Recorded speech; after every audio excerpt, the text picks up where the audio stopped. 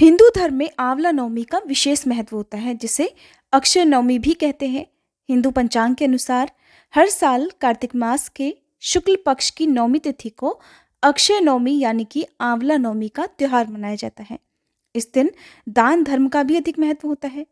ऐसी मान्यता है कि इस दिन दान करने से उसका पुण्य वर्तमान के साथ साथ अगले जन्म में भी प्राप्त होता है। इस दिन किए गए दान का कई गुना पुण्य तो प्राप्त होता ही है, साथ ही इस दिन किया गया दान कभी भी क्षय नहीं होता, अर्थात नष्ट नहीं होता। शास्त्रों के अनुसार आंवला नवमी के दिन आंवले के वृक्ष की पूजा की जाती है। ऐसा करने से कहा जाता है कि व्यक्ति के सभी पाप नष्ट हो जाते हैं।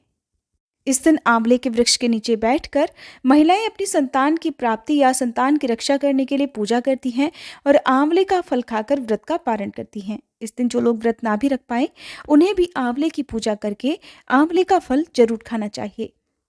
आज के दिन आंवले के वृक्ष में भगवान विष्णु और भगवान शिव का वास होता है। कहते हैं कि एक बार माँ लक्ष्मी जी ने भी भगवान विष्णु और भगवान शिव की पूजा एक साथ करने के लिए आंवले के वृक्ष के नीचे बैठकर ही पूजा की थी और वहीं पर भोजन पकाया था। और भगवान विष्णु उनकी इस तपस्या से प्रसन्न हुए थे। तब दोनों ने, अर्थात भगवान शिव और भगवान विष्णु ने एक साथ प्रकट होकर माँ लक्ष्मी जी के हाथों से बना हुआ भोजन ग्रहण किया था। यही कारण है कि अगर हो सके तो आंवले के वृक्ष के नीचे बैठकर भोजन पकाना चाहिए, नहीं तो घर से ही ले जाकर कुछ भी मिठाई, पकवान आदि वृक्ष की जड़ में अर्पित करके खुद भी ग्रहण करने चाहिए। आइए जानते हैं साल 2023 में आंवला नवमी का ये पर्व कब है।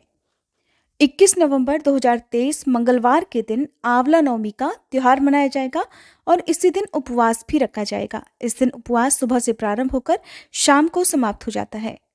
नवमी तिथि प्रारंभ होगी 21 नवंबर मंगलवार की सुबह 3:17 से और समाप्त होगी 22 नवंबर बुधवार 1:10 AM पर, यानी कि 21 नवंबर की मध्यरात्रि को ही, क्योंकि रात को 12 बजे के बाद नई तिथि लग जाती है, तो 21 नवंबर की मध्यरात्रि का ये समय होगा। आंवला नवमी के दिन यानी कि 21 नवंबर मंगलवार को सूर्योदय का समय रहेगा सुबह 6:48, सूर्यास्त का समय रहेगा शाम 5:36 पर। इस दिन राहुकाल का समय रहेगा दोपहर 3 बजे से 4:30 बजे तक। इस समय में पूजा पाठ से संबंधित या दान आदि से संबंधित कोई भी कार्य नहीं करना चाहिए। राहुकाल का समय प्रारंभ होने से पहले या समाप्त होने के बाद कोई भी शुभ कार्य आप कर सकते हैं। इस दिन आंवले के वृक्ष की पूजा करने के लिए शाम के समय आप आंवले के वृक्ष के नीचे साफ सफाई करके वहां पर वृक्ष की जड़ में कच्चा दूध अर्पित करें, धूप दीप जलाएं, अक्षत कुमकुम अर्पित करने के साथ ही कोई भी फल या मिठाई वृक्ष की जड़ में अर्पित करें। 7 बार वृक्ष की परिक्रमा की जाती है और कच्चा सूत या फिर मौली, जिसे कलावा कहते हैं, वो 7 बार वृक्ष की चारों ओर जड़ में अर्पित किया जाता है। यदि चारों ओर परिक्रमा करना संभव ना हो, ऐसी जगह पर पेड़ हो जहां पर परिक्रमा घूम कर नहीं की जा सकती हो, तो अपनी ही जगह पर खड़े होकर 7 बार परिक्रमा कर सकते हैं और फिर वृक्ष की टहनी में ही 7 बार टहनी में घुमाकर आप सूत या कलावा बांध सकते हैं। जो भी फल या मिठाई आपने वृक्ष की जड़ में अर्पित की है, कुछ फल या मिठाई जड़ में ही रहने दें और बाकी को आप प्रसाद रूप में ग्रहण कर लें। खुद भी पेड़ के नीचे बैठकर ग्रहण करें। यदि हो सके तो पूरे परिवार को ही वृक्ष के नीचे बैठकर इस दिन पकवान आदि या जो भी भोजन मिठाई है वो ग्रहण करना चाहिए। साथ ही साथ व्रती महिलाओं को सबसे पहले आंवला खाकर ही व्रत खोलना चाहिए। इस दिन आंवले का सेवन सभी सदस्यों को करना चाहिए। इस दिन आंवले का सेवन करने से पूरे वर्ष भर फिर बीमारियों से मुक्ति मिल जाती है या कोई भी बड़ी बीमारी आपके शरीर पर असर नहीं करती।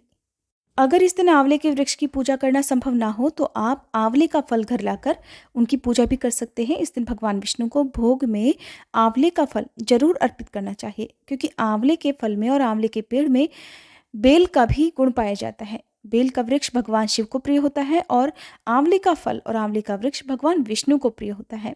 और इस दिन आंवले के पेड़ की, आंवले के फल की पूजा करने से बेल वृक्ष की पूजा भी अपने आप ही हो जाती है।